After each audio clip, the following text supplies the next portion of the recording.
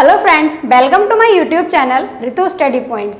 सो friends, मेरा नाम ऋतु गौरव है और आज आपके लिए फिजिक्स के प्रकाश के अपवर्तन की 4th क्लास है। इससे पहले 3 क्लासेस में हमने सारे टॉपिक्स प्रकाश का अपवर्तन, लेंस कितने प्रकार के होते हैं, लेंस से संबंधित सारी परिभाषाएं पढ़ ली हैं।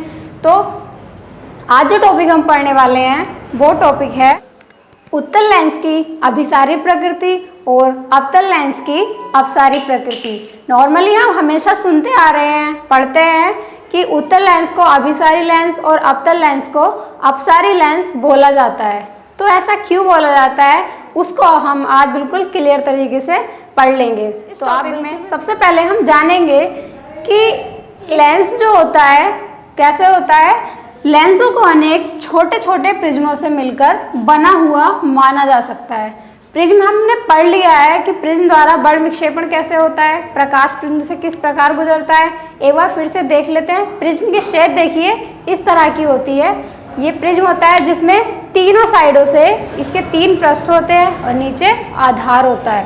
तो अगर हम सामने से देखें तो प्रिज्म की इस तरह की शेप हमें नजर आती है। तो इस टाइप से प्रिज्म अनेक छोटे छोटे पार्टों से मिलकर लेंस को बना हुआ माना जा सकता है। अब ये प्रिज्म किस तरह कार्य करते हैं कि जैसे कोई प्रकाश किरण अगर इस प्रिज्म पे टकराएगी तो ये इसको इसके मार्ग से विचलित करेगा। उसके बाद पहले पृष्ठ से टकराई तो ये थोड़ा सा आधार की ओर झुकी। उसके बाद अब जब ये दूसरे पृष्ठ पर टकराएगी तो यहाँ से भी ये आधार की ओर झुकेगी।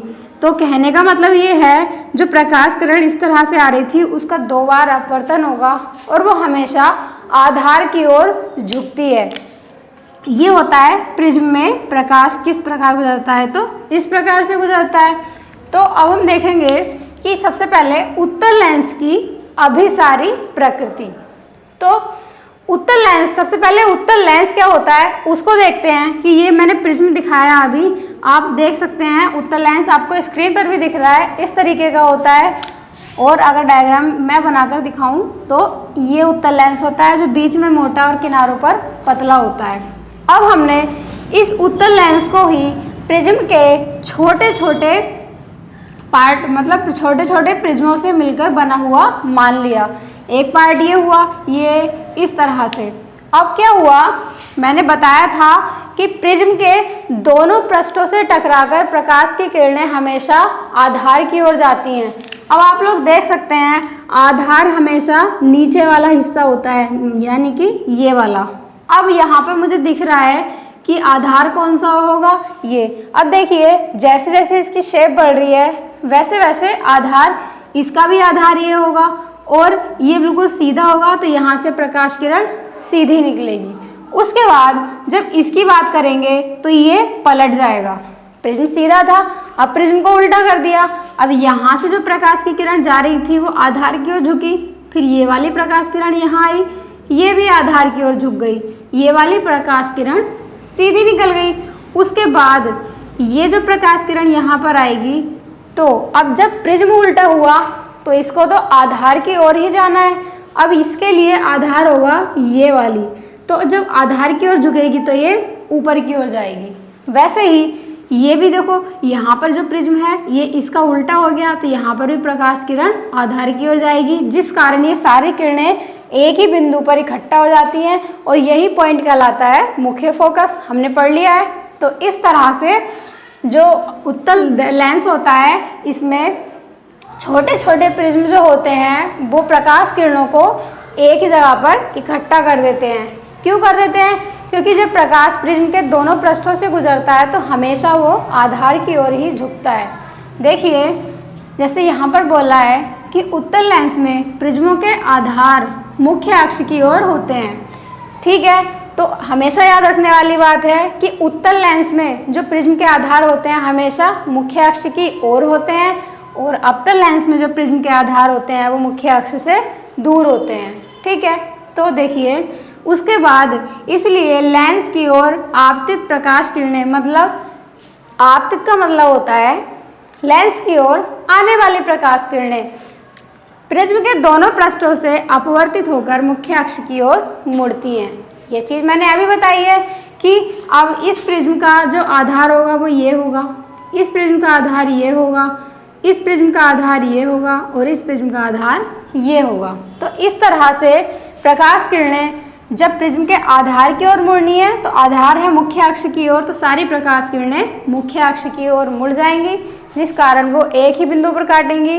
इसीलिए हम बोलते हैं इसका एक ही जगह इकट्ठा होने का मतलब होता है प्रकाश किरणों का अभिसरित होना।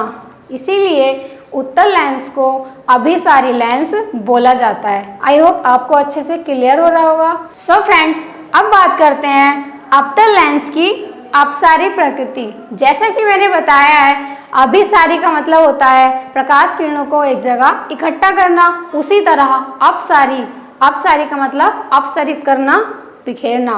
अब क्यों ऐसा होता है, क्यों अवतल लेंस प्रकाश किरणों को हमेशा बिखेरता है?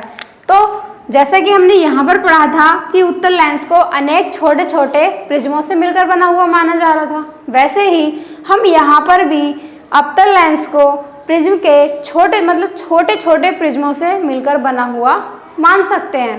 अब आप एक चीज़ देखिए, जो आधार होता है वो हमेशा बड़ा होता है। तो इस प्रिज्म के लिए जो आधार होगा, जैसे मैं अगर यहाँ पर आपको बनाकर दिखाऊं, ये जो इस तरह से आधार बनेगा वो हमेशा इस तरह से बनता है, लेकिन यहाँ पर उल्टा है, तो आधार कौन सा होगा? ये वाला। वैसे ही इसके लिए आधार ये होगा, इसके लिए आधार ये और इसके लिए आधार ये।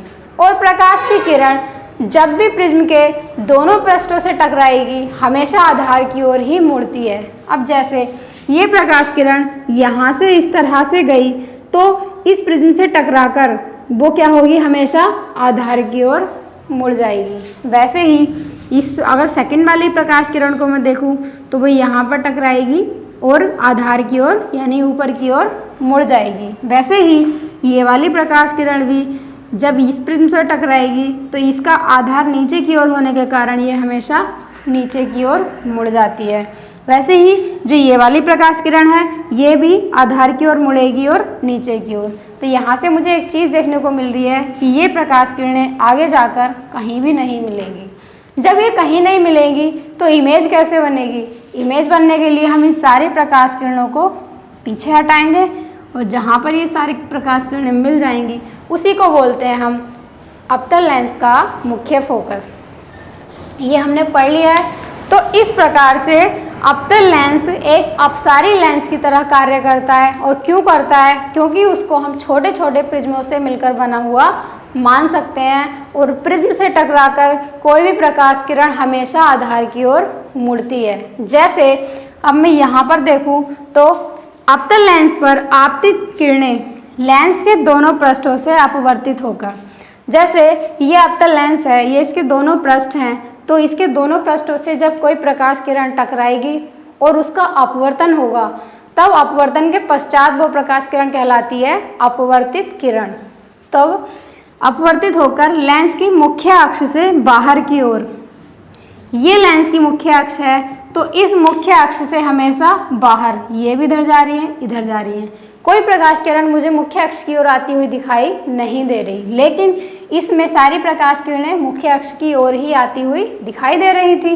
तो इसीलिए हम बोलते हैं कि अपवर्तित होकर लेंस की मुख्य अक्ष से बाहर की ओर मुड़ जाती है तथा फैलकर और अधिक दूर दूर हो जाती हैं, इसलिए अवतल लेंस अपसारी लेंस कहलाता है। क्योंकि जितनी भी प्रकाश किरणें इससे टकराएंगी वो हमेशा दूर दूर जाएंगी और वो किरणें फैल जाती हैं, ना कि एक जगह इकट्ठा होती हैं। इसीलिए अवतल लेंस से अगर कोई प्रकाश किरण टकराएगी तो हमेशा फैलती है और उत्तल लेंस से जब भी कोई प्रकाश किरण टकराती है वो हमेशा इकट्ठा हो जाती हैं, जिस कारण उत्तल लेंस को अभिसारी लेंस बोला जाता है और अवतल लेंस को अपसारी लेंस बोला जाता है। या उत्तल लेंस अभिसारी लेंस की तरह कार्य करता है और अवतल लेंस अपसारी लेंस की तरह कार्य करता है। आई होप आपको ये टॉपिक अच्छे से समझ आ गया होगा और सारे कन्फ्यूजन्स आपके क्लियर हो गए होंगे। अगर नहीं हुए हैं तो आप मुझे कमेंट बॉक्स में कमेंट करके बता सकते हैं। मेरी पूरी कोशिश रहेगी कि मैं आपके सारे डाउट्स क्लियर कर दूं।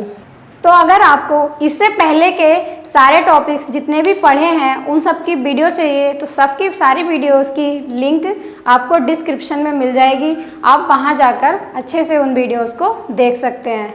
तो आपको मेरा वीडियो कैसा लगा आप मुझे ज़रूर बताइए, और अगर अच्छा लगा तो वीडियो को लाइक कर दें और मेरे चैनल को सब्सक्राइब कर दें। Thank you.